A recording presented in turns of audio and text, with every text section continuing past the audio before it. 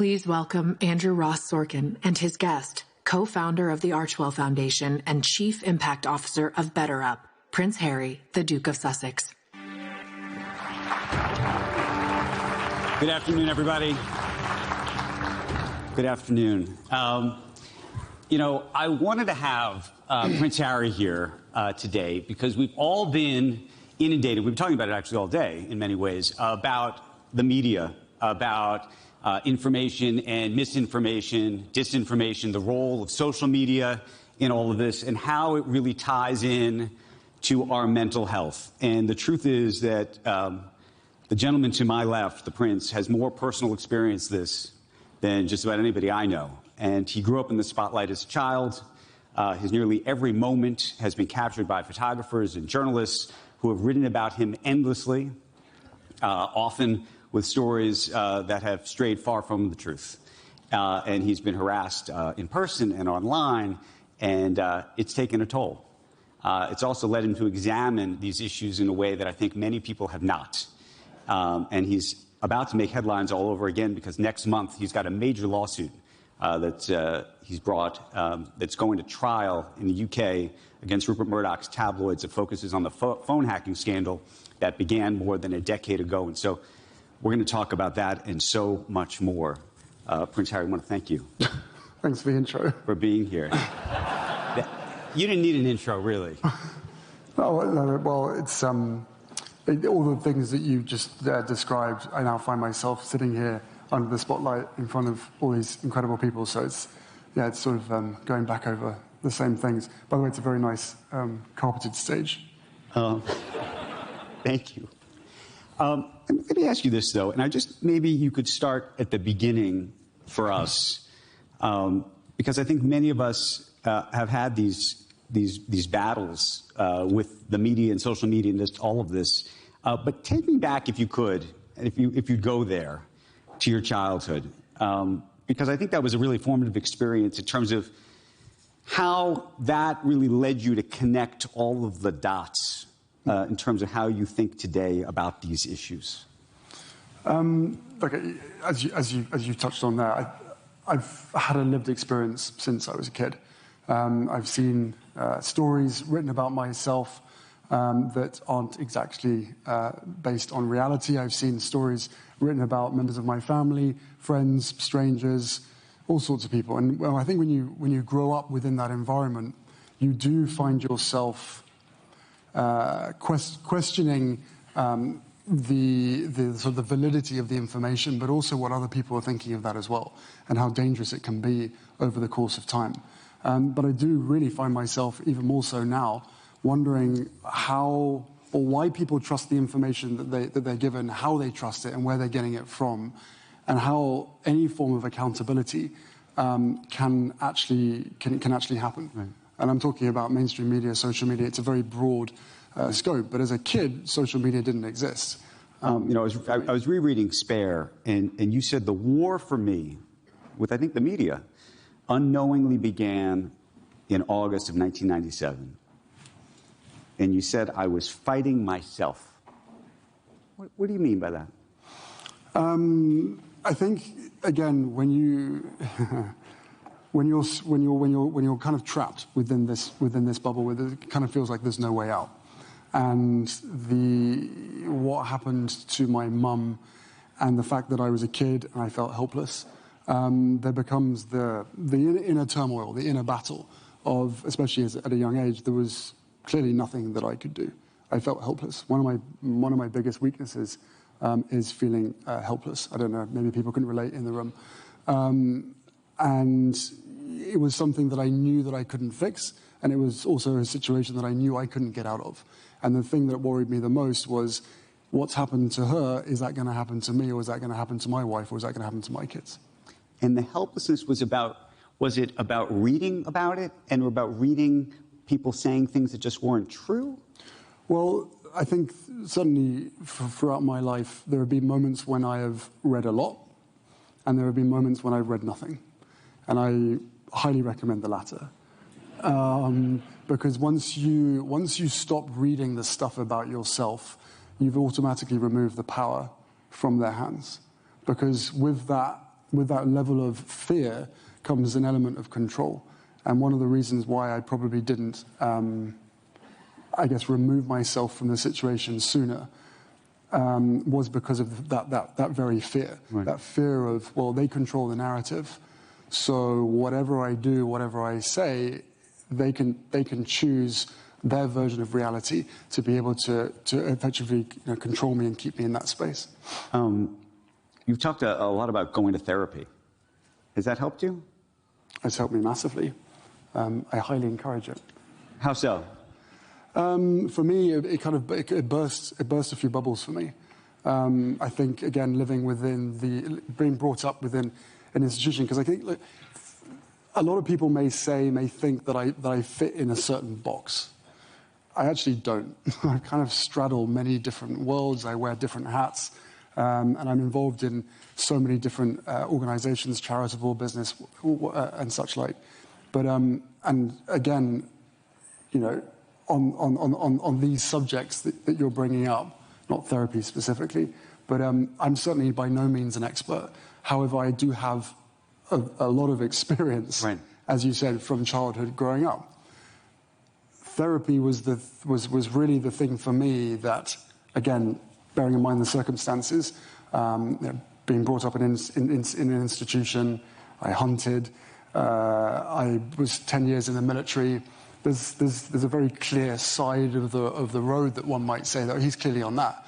And then obviously, as we know, my life changed a lot. So I am sort of, dare I say it, straddling two very, very different sides in this case. But no, therapy for me was a blessing, because it was really what I would describe as cleaning the windshield. But what was the lesson for you about dealing with both this idea of your own life that you knew, that was factual, mm-hmm, and this other life which you would read about?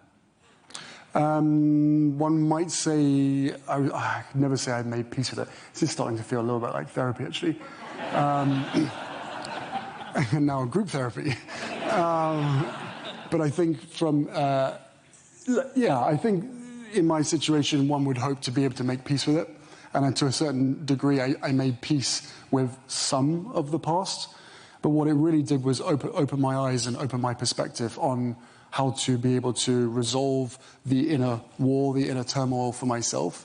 And a large part of that, and I think I've spoken about this before, was I was always convinced that I needed to be angry or frustrated towards the press because of what they did to my mum.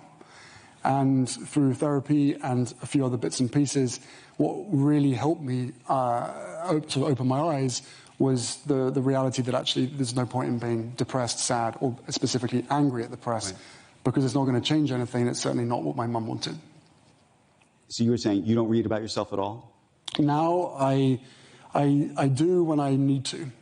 How do you know when you need to? Because there are people in my team who come to me with certain things and say, would you like us to deal with this, would you not? But I would say 97, 98% of the utter nonsense that is written, I either don't know about or I just have to ignore, because there's actually nothing that one can do about it. So you do not have a Google alert on your name? I don't. Never Google yourself. Are you on social media? I'm not on social media. Like a burner account or something? No. Why, do you want to follow me? Is that what's going on? I was just wanted to find out.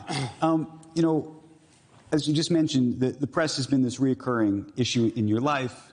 And one of the things that I was struck by, and I want to talk about this suit that's about to take place, or the trial that's going to take place in the UK, because you've described the British press as lawbreakers, not just liars.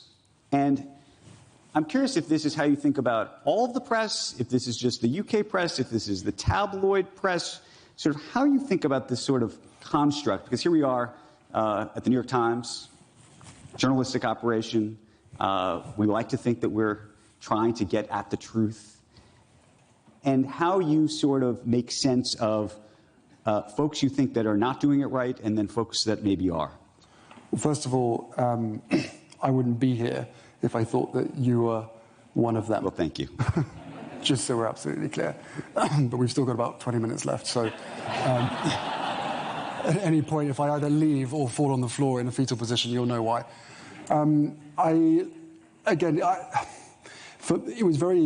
It's quite a bizarre upbringing to have what is known as a royal rota, covering your every moves. People that were given special access to your work that would also write complete nonsense about you during the rest of your life, and having to basically dance for them quite literally on engagements and work. So when I talk about lawbreakers, it's very, very specific to a group of British newspapers rather than any form of broadcast media. And that was then. What I see more on a larger scale across mainstream media, or what I think people have seen more lately, not even seen, what they perhaps feel, is perhaps a hidden agenda in some mainstream media, and also social media. It's almost like a competition who can sort of hide the truth or lie or mislead us more. But I think that one of the reasons why I brought the claim, and I can't talk much about it because, as you say, it starts in less than a month, is specifically for truth and accountability. And what I've worried about for most of my life, actually I didn't worry about it that much because I wasn't aware of it, but when I became aware of it, what I really, really don't like and what I find hard to make peace with is that there are some people on one end of the spectrum who are sitting behind their keyboards writing dangerous or defamatory headlines, knowing that it's going to work as clickbait because any context in the rest of the article protects them and there's nothing you can do about it. And at the other end of the spectrum, you have Nobel Prize winners like Maria Ressa, who is literally putting her life on the line, and war correspondents who, again, are putting their lives on the line to bring us the truth. So that, to me, is the spectrum. And my life is being covered by this end of the spectrum, which I will be damned if those journalists are going to ruin journalism for everybody else because we depend on it so much. Without getting too far into the details of the trial, because I know it is coming in, I don't know what you cannot say. You did say in your book, you said, I began to think at some point that Murdoch was evil. You've had very strong words about Rupert Murdoch and what you think he did in this phone hacking scandal. What is the goal of this lawsuit, which has been ongoing now for a very, very long time? The goal is accountability. It's really that simple. But what does that mean? That means that, unfortunately, the scale of the cover-up is so large that people need to see it for themselves.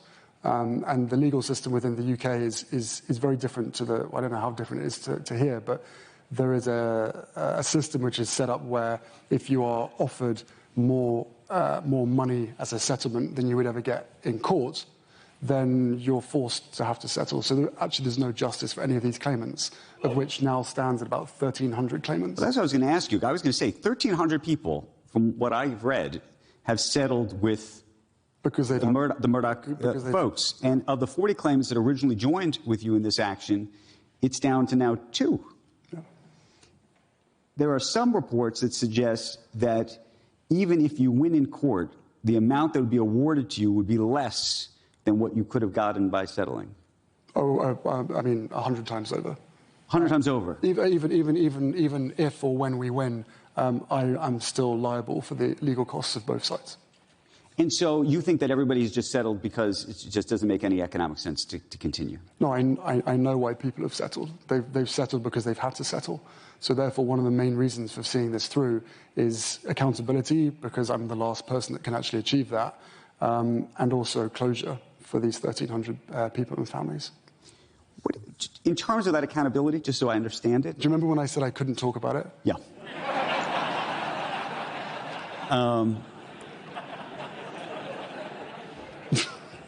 Let me ask you a related but different question, which is how much of that is an old fight versus what I imagine is a new fight in terms of this is all moved now to social media? Meaning it's all now, not just classic social media, but probably the dark web, if you will. Yeah, no, I do. This claim, the hacking stuff is almost 15 years old. The cover-up of the hacking and everything else in between is actually relatively new. And I think that will be the piece that really shocks the world. But I scratch my head thinking, wow, is this already a moment that has passed? And that's certainly what they would like to believe, right. I think, right? They would say, oh, this is historical. Well, I've had to wait 5 years. 5 years for my claim. And in those 5 years, the retaliation and the intimidation for me as a witness has been quite extraordinary, especially with the attacks towards my wife and children.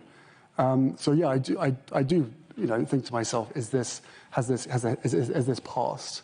And there will be a point when it's like, who's next? And who is next? I mean, when you see what's happening now with a whole level of different type of misinformation, who is next? And how do you think we should reconstruct things? If the lesson that you're learning through the sort of tabloid or classic media in the UK was an example that you lived through, how do you connect that to where we are going? Well, I think our need for credible information is so important, more important now than probably ever. And I think the experience that I had as a kid growing up, and again with all these other claimants, specifically with the tabloids, because I guess a lot of people in this room may think, well, they're tabloids. Of course they're going to behave like this. Of course they're going to say, and make up complete nonsense. But our print media is very different than it is over here, because the majority, if not all of our, almost all of our newspapers are tabloid related. But the biggest problem within the UK is that what might seem trivial or small or just a blatant lie in a newspaper then gets carried over onto news channels, radio channels, and breakfast shows. Right. And so it amplifies everything.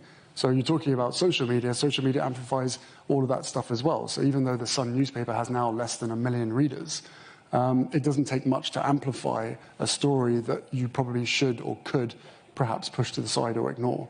So your wife, Megan, came here, we spoke in 2021. And one of the things that she said was... Did you have this carpet? I don't know if we had this carpet. This is good carpet. See, things I think we've upgraded. We might have upgraded on the carpet. That's good. But one of the things that she said was she thought there should be a cigarette warning on social media then. And then since then, the Surgeon General has effectively come out and said the same thing. Do you think there should be some kind of shift in terms of how we deal with social media writ large? Well, I think we've quite a few people, including the Surgeon General, have called it a public safety issue, public health issue. And I guess, are we allowed crowd participation? Yeah. Can I ask a question to those of you, bearing in mind I'm in a room here full of leaders of which I respect and admire. How many people in this room, by a show of hands, think that it is bizarre that this industry, the social media industry, is able to have pretty much zero accountability and transparency, and yet are able to make billions upon billions, over $1 billion a week, I believe, without someone, somewhere, or a group of people being able to actually change that? That was a sort of a long-winded answer, but by a show of hands, you yourselves are industry leaders. And yet here we are talking about an industry that is making billions off of all of us, and yet there's no transparency and no accountability. So by raise of hands, who thinks that they should be held accountable and there should be transparency for the social media industry? That's wonderful. Phew. Almost everybody. Almost so here's the thing. Clearly very popular, and yet doesn't happen. It doesn't happen, and one needs to question why. I'm not here to give... I'm an immigrant.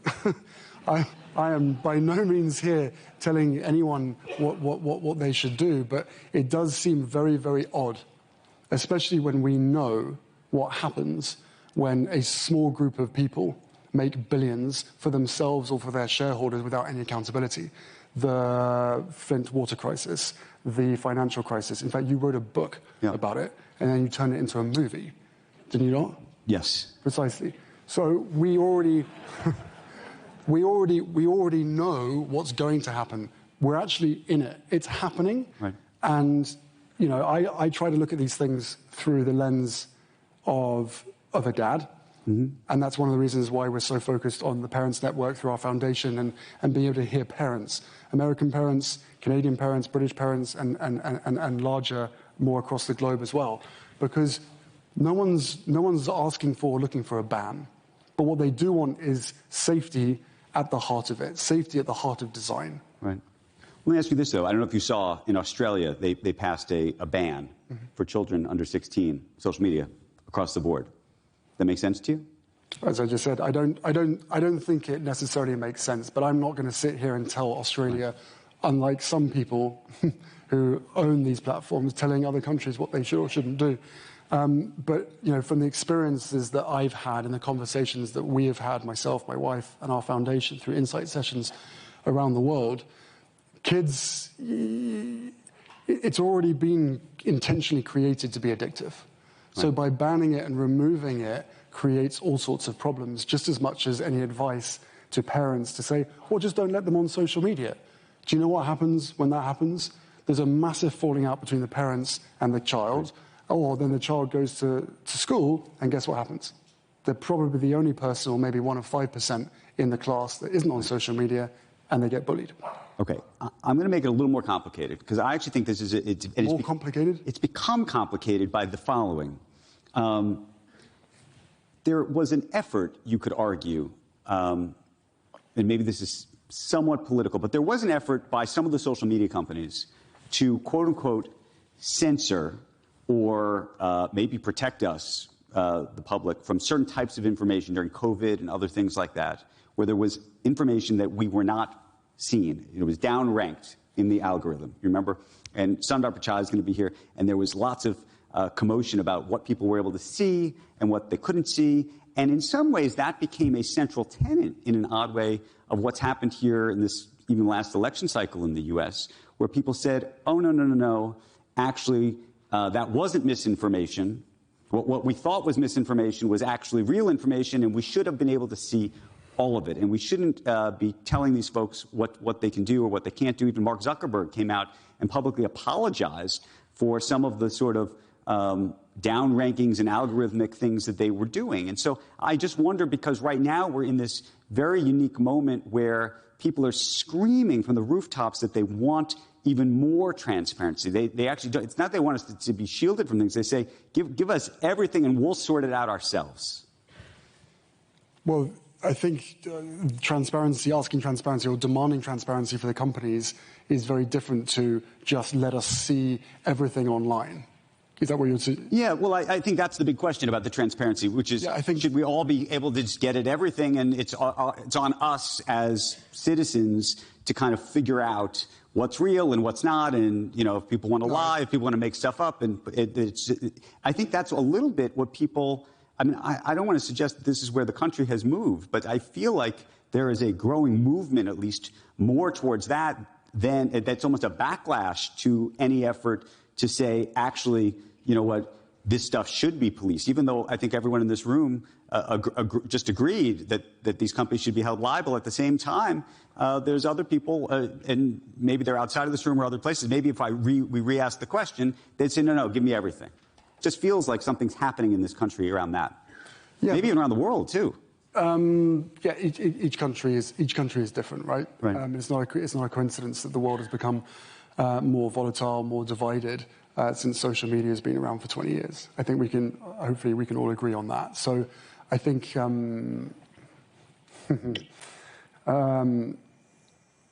there's certainly a culture, an atmosphere of intimidation right now. That's certainly what I feel.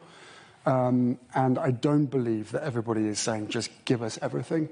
I believe that the majority of people want to know that that the information isn't being censored, but that safeguards are absolutely necessary.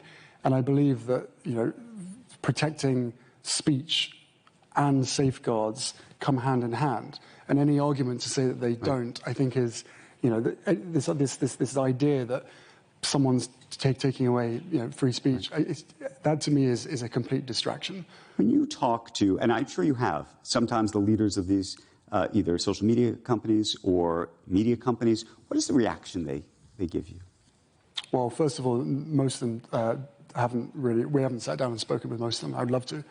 But I would also, until we can find a proper solution here, or a long-term solution that I can't say everyone's going to be happy with, because clearly not everyone's going to be happy with. But I would welcome the chance to sit down, not necessarily with the CEOs, but more the shareholders, because the shareholders are the ones that really are in control. And I'm sure their parents, and I'm sure hopefully they would agree that that kids need to be kept safe.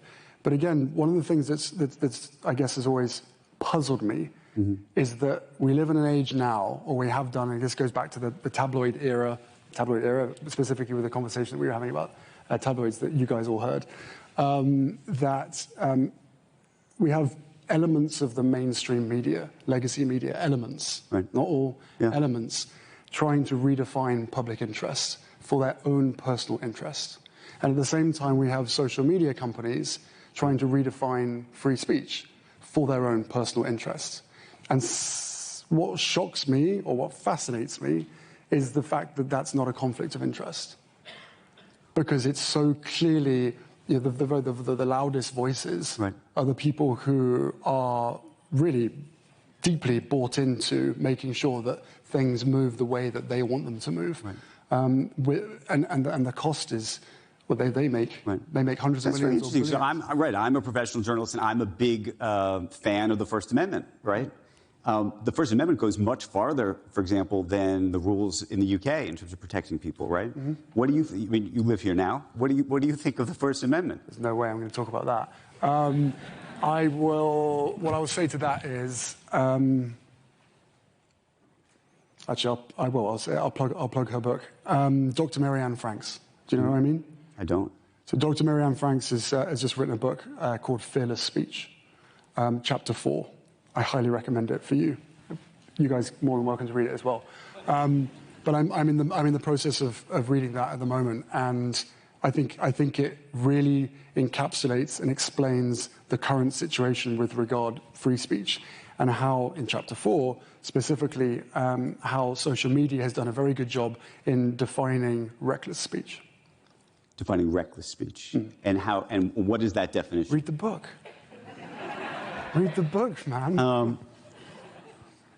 How much do you blame what we'll call reckless speech for the direction of your existence, your life? When you look back on all the things that have happened to you, and not just happened to you, but decisions you've made, how much does the media and all of this play into that? Do you think? Yeah, no, of course, a lot. Without question. You know, we were running from something, quite a few things actually, but